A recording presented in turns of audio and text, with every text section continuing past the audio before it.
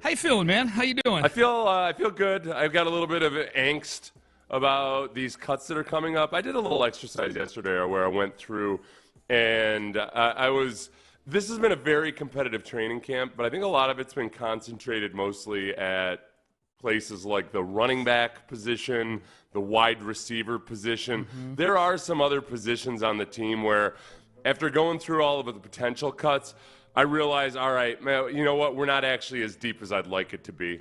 I had zero emotional attachment to any of the potential interior offensive line or offensive tackle cuts. Yep. The linebackers, I think, I wish I'd been a little bit more miserable about potential cuts there. So there's some positions that are very hotly contested, and then there's others where I think we might be looking at somebody outside the team as a backup in some of those spots. Corner was mine. I got my 53 right here that I did yesterday for the podcast, for the Utopia podcast. Mm-hmm. Drew it up on the back of a cocktail napkin / piece of paper here. And corner was the one where I'm like, ooh, wow. It drops off quick after Derek Stingley and Kamari Lassiter. And B, I can really see why they're throwing Jalen Petrie at slot corner. It's not just that's where Petrie might be best suited. Like, I don't know how good the solutions are at corner right now. Well, yeah, I know, though, too. I think part of that is that, for one, Petrie's more of a hybrid linebacker / safety than he is a safety / cornerback. I'm okay with Des King or Miles Bryant if they end up being the slot corner. I think Des didn't help himself at all with that muffed punt or that missed tackle in the game the other day. I think those guys are in competition there. But just overall depth, yeah. If you're gonna keep 6 cornerbacks or so, there's not anybody you get really genuinely excited about. No, I had 5 corners and 5 safeties on mine, just because I think I have Petrie listed as a safety. He's sort of like, it's like 5.5 and 4.5. You know what I mean? So I won't go through my whole 53 because I think once you and I get done doing these couple of hours of radio, we'll have fleshed out a lot of where we feel on these things, Seth.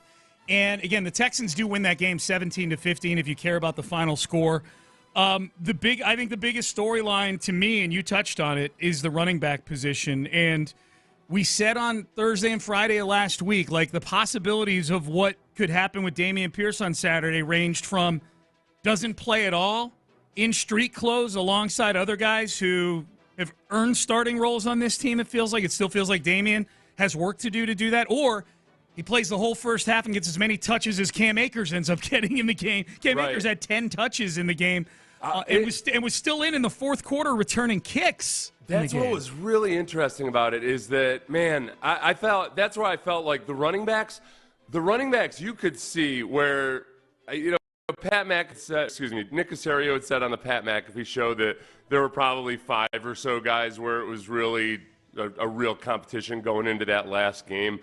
And if you look at the way they handled the running backs, every one of them was a target in the passing game. Yep. You saw British Brooks used as a fullback.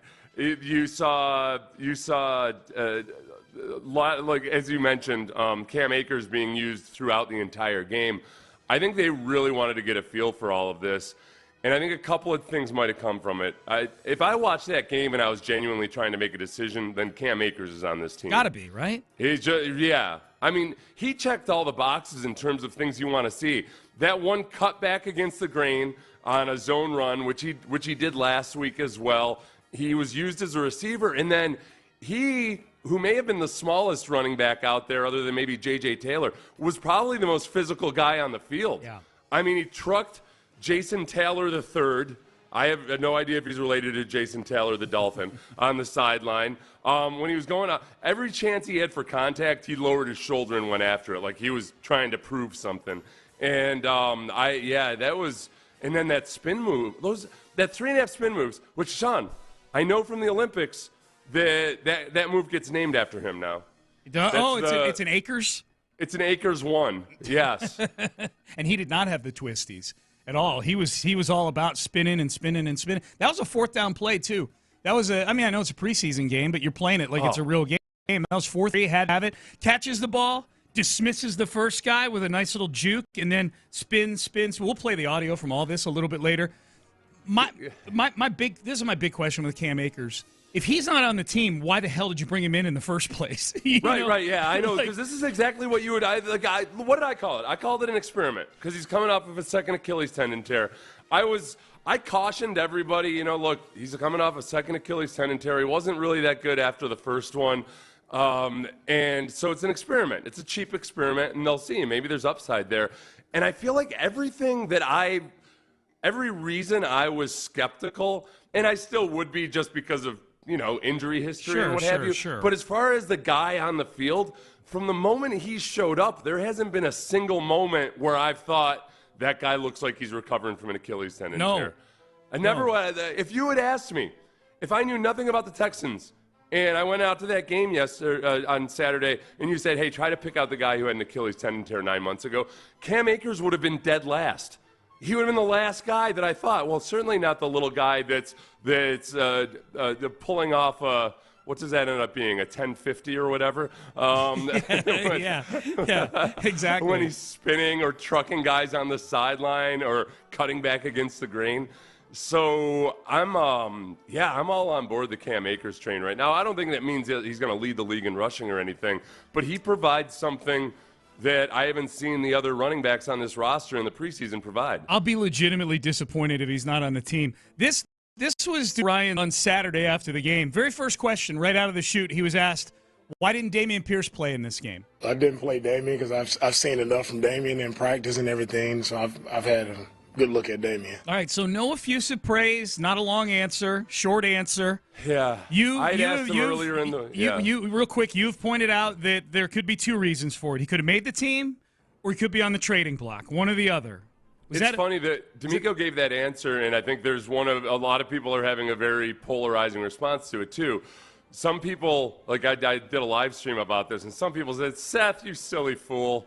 Yeah, you might be pretty, but you ain't so smart. Obviously, they're planning on trading him the way he gave that answer. He said, we've seen all we need to see from him. But I think it's a little bit more complicated than that. In normal, if it were other coaches, I might say that. If it was another situation, that would be my first reaction too. But I think this team last year stuck with Dameon for far too long at the beginning of the season, waiting for it to click. And D'Amico and others have been effusive in their praise about how Dameon looks in practice. And it just makes me nervous that maybe D'Amico and Nick have a blind spot for Dameon Pierce. I could understand having a blind spot for him because you absolutely love everything about the kid except for the way he's currently running the football, whether it's good blocking or bad. I'd asked him earlier in the week what Dameon's biggest obstacle was, and, D'Amico said bad blocking. Like, he hasn't had good blocking. This is a guy that, remember, D'Amico very rarely criticizes players in press conferences, and he threw the whole line under the bus in that instance. At the expense of Pierce, yeah. Yeah. Like, I feel like that's what makes me nervous, that they are just emotionally invested in Dameon Pierce, and it's clouding their judgment. I get the contention that was just coach speak and they're planning on trading him. I hope that's what they're doing, but I just don't know. Let's compare. We just heard the answer, very short answer about why Dameon didn't play. Here was D'Amico Ryans after the game on the performance of Cam Akers. Cam has done a really nice job since we got him late there in training camp, but he's stepped in, he's done a really nice job, and everyone sees, like, when he gets the ball in his hands in the games, he's able to make defenders miss, and he's able to continue to press forward and make plays. So exciting, right? And it's tough, right? And it's also, I love that it's tough to make these decisions because that means you have a good football team. And when it's not just set, you still have decisions to make. That's how it should be. Okay, I don't like that last part. Okay, let me be clear. I don't like him and I to be fair, I didn't hear the whole question. So maybe the question also had to do with tough cuts at the end, and that's why he's bringing that up.